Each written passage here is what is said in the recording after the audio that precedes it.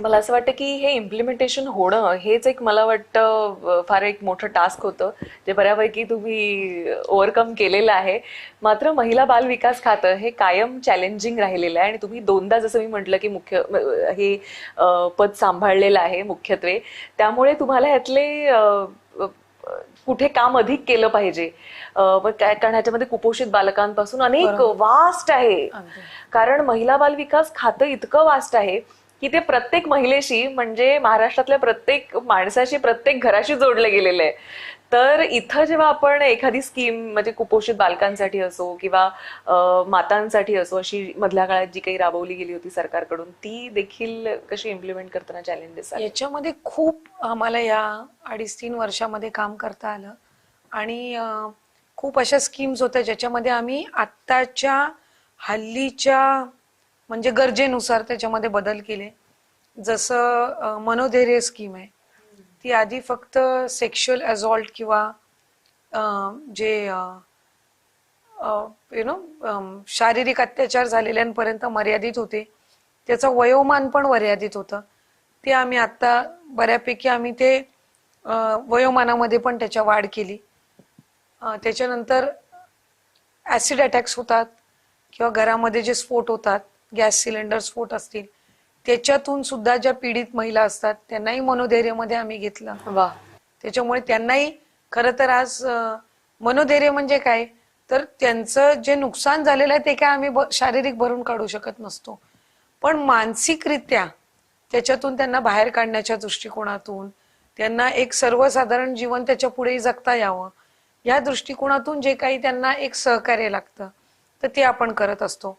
मातृवंदना योजना ही आरोग्य विभागाकडे होती, ती यंदाच्या वर्षीपासून महिला बालविकास विभागाकडे आली.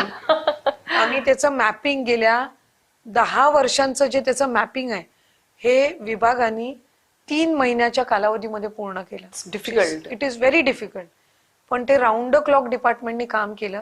आणि आज तो सगळा कन्सॉलिडेट डेटा, म्हणजे ती स्कीम नॅशनल लेवलची, केंद्राची सुरू झाल्यापासूनचा जे लाभार्थी आहेत किंवा लाभापासून वंचित राहिलेले आहेत त्या सगळ्यांचा डेटा आम्ही कन्सॉलिडेट विदिन 3 मंथ्स, आम्ही 3 महिन्याच्या आत आम्ही केला. त्यानंतर आईचं नाव बालकासमोर लावण्याचा एक ऐतिहासिक निर्णय घेण्याची संधी या विभागाच्या माध्यमातून मिळाली. कारण त्याच्या म्हणजे अनेक प्रश्न त्यावरही उपस्थित म्हणजे केले गेले की याच्यातून काय फरक पडणार आहे. आमचं त्याच्यामध्ये हे होतं की जे निर्णय शासन घेतं हे फक्त त्या तात्पुरत्या कालावधीसाठी नसतात, हे लॉंग टर्म मध्ये खूप महत्वपूर्ण असतात. आईचं नाव घेण्याचा निर्णय हा मानसिकरित्या हा खूप महत्वाचा आहे. तिचं सक्षमीकरण तिचं सक्षमीकरण. एक, आपण ज्या वेळेला इक्वॅलिटी म्हणतो, समसमान म्हणतो, त्या वेळेला तो समसमानता ही कुटुंबापासून सुरू झाली पाहिजे, ही त्याच्या मागची भावना होती. शेवटी आज ज्या वेळेला एक बालक जन्माला येतं त्याच्यामध्ये स्त्री आणि पुरुष हे समान आहेत, हे जर लहानपणापासून रुजवायचं असेल तर तो ज्या वेळेला त्याच्या नावासमोर त्याच्या आईचं पण नाव घेईल आणि वडिलांचंही नाव घेईल, त्याला लहानपणापासून ती भावना तयार होईल की नाही आई आणि वडील सारखे म्हणजे स्त्री आणि पुरुष सारखे. खरं.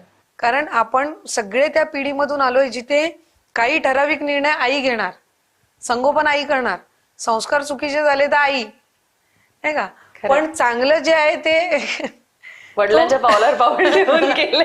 सो ते दृष्टिकोन कुठेतरी बदलला पाहिजे. आणि आम्ही बघितलं की ज्या वेळेला स्टेजवर उभा राहिलेला लेक किंवा म्हणजे मुलगा किंवा मुलगी आईचं नावासहित नाव घेतात त्यावेळेला तिच्या म्हणजे चेहऱ्यावर जो अभिमान असतो ना, मला वाटतं ती एक फिलिंग तर आपण तिला देऊ शकतो. तिला ती एक हे मिळणं की नाही, ज्याला म्हणजे मी 9 महिने म्हणजे खऱ्या अर्थानं माझे सगळ्या शारीरिक पीडा बाजूला ठेवून सगळ्या सोसून ज्याचं पोटामध्ये असताना सुद्धा संगोपन केलं आणि झाल्यानंतर सुद्धा ज्याला लहानपणापासून मी त्याचं सुरक्षित ठेवलं, संगोपन केलं, संस्कार दिले, त्याच्याकडून चांगला अभ्यास करून घेतला, आणि ज्या वेळेला ते मूल स्टेजवर नाव घेतं त्यावेळेला तिला स्वतः कुठे कुठेतरी आपल्या अस्तित्वाची एक जाणीव होत असते. आणि याचा एक सायकोलॉजिकल बदल हा आपल्याला पाहायला मिळेल. अशा अनेक निर्णय घेतले. त्यामुळे आज आम्ही एकल महिलांच्या संदर्भातलं धोरण जाहीर केलं. खरं.